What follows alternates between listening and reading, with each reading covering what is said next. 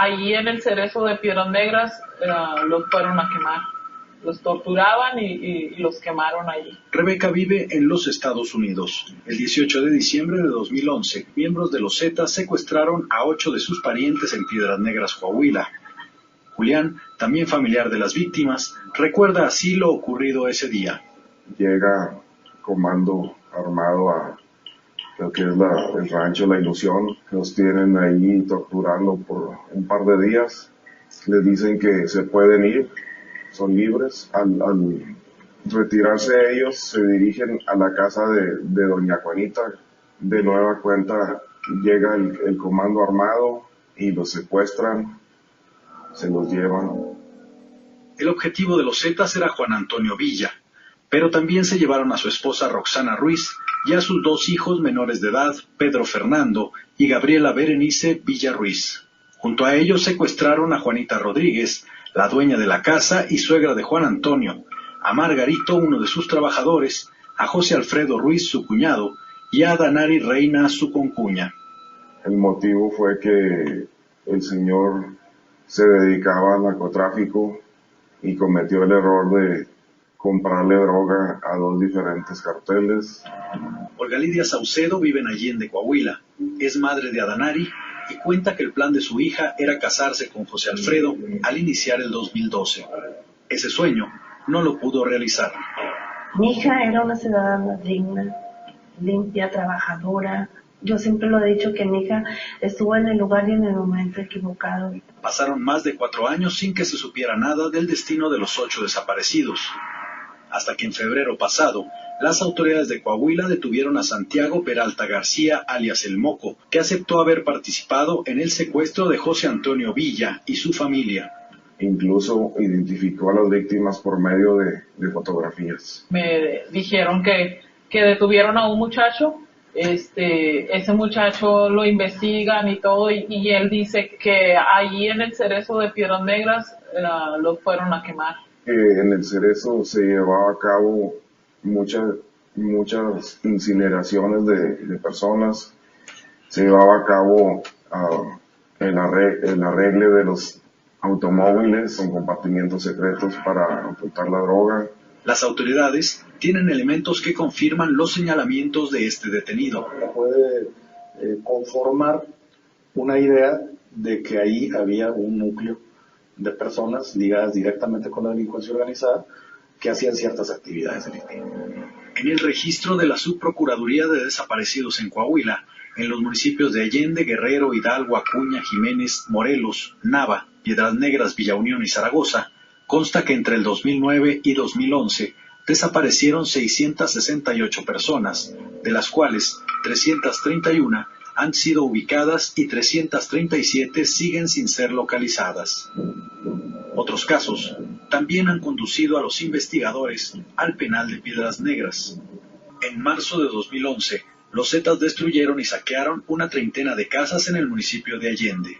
28 personas desaparecieron. Había una denuncia de una persona que se creía que estaba dentro del Cerezo, no como interno, pero que estuvo ahí. Y a raíz de un operativo que se hizo muy grande en la zona norte del estado de Coahuila, se llevó a la investigación, a la declaración de personas, a entrevistas y algunos indicios que nos arrojaron que había desapariciones dentro del Cerezo de Piedras Negras.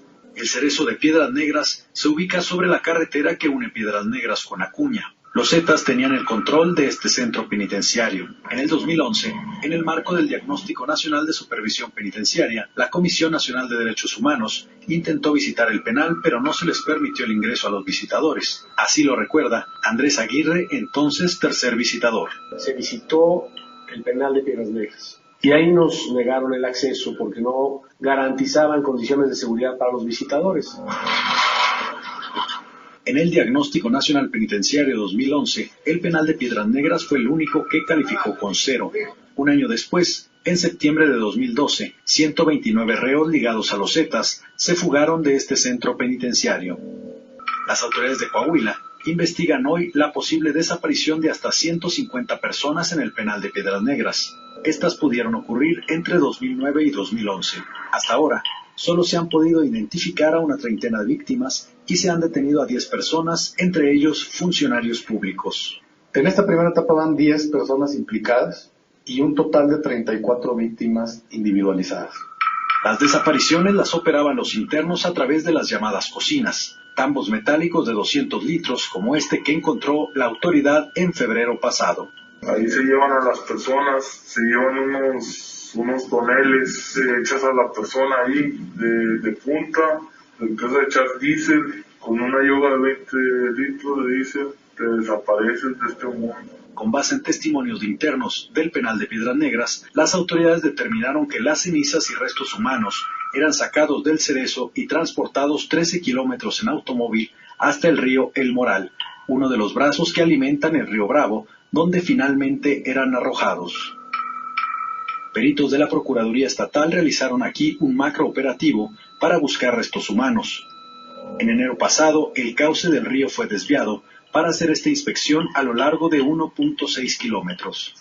Se peinó todo el río, se cribó, avanzando metro por metro, tratar de encontrar algo, alguna evidencia que nos diera. Se cubrió no solamente el río, sino también las partes aledañas al río, que era algo que quisimos volver a reafirmar. El procedimiento era tal que hasta ahorita restos humanos ahí en el penal y en lo aledaño del penal no existen. Las autoridades, sin embargo, aseguran contar con indicios sólidos para señalar que el penal de Piedras Negras fue un centro de operaciones de los Zetas. Las personas que participaron en estas privaciones nos mencionan cuál era el rol o la función de cada uno de ellos, qué era lo que hacían, cómo lo hacían, los cuidados que tenían y cuál era el destino final de estas personas. Los familiares de los desaparecidos en el Cerezo de Piedras Negras apenas pueden creer que una instalación gubernamental haya servido para llevar a cabo estos crímenes. ¿Quién iba a sospechar, quién iba a imaginarse que en un centro penitenciario se llevara a cabo homicidios, incineraciones y una serie de cosas ilícitas? ¿Quién iba a imaginarse?